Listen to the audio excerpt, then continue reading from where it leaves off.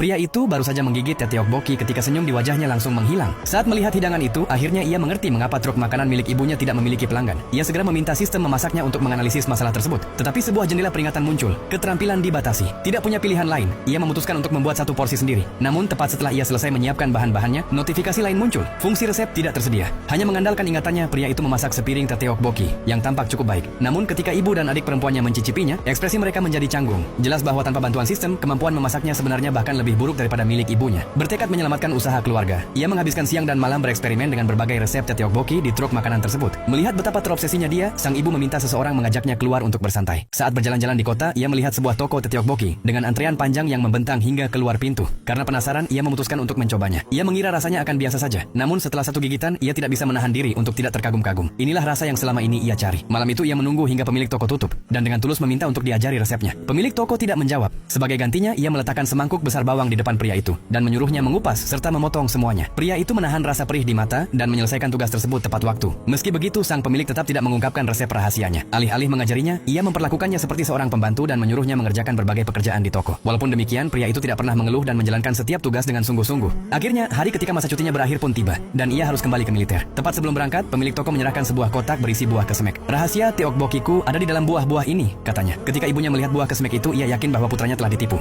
Namun saat pria itu menggigit salah satunya, semuanya langsung menjadi jelas. Ia akhirnya memahami rahasia di balik rasa luar biasa tersebut. Menggunakan semua yang telah dipelajarinya selama beberapa hari terakhir, ia kembali membuat tteokbokki. Tepat sebelum menyajikannya, ia menambahkan beberapa potong buah kesemek. Ibu dan adik perempuannya mencicipinya dan langsung memuji rasanya. Manis alami dari buah kesemek berhasil menyeimbangkan pedasnya saus cabai, mengangkat cita rasa hidangan itu ke tingkat yang sama sekali baru. Berkat resep yang telah diperbaiki, truk makanan milik ibunya segera menjadi lebih populer daripada sebelumnya. Sementara itu, pria itu sudah berada dalam perjalanan kembali ke pangkalan militernya. Saat ia melangkah masuk ke pos penjagaan, sistem memasaknya tiba-tiba aktif kembali. Namun saat itu ia sudah menyadari satu hal penting, yang benar-benar membuat makanan menjadi lezat bukanlah sebuah sistem, melainkan tekad untuk terus maju setelah mengalami kegagalan yang tak terhitung jumlahnya, serta dedikasi untuk tidak pernah berhenti belajar.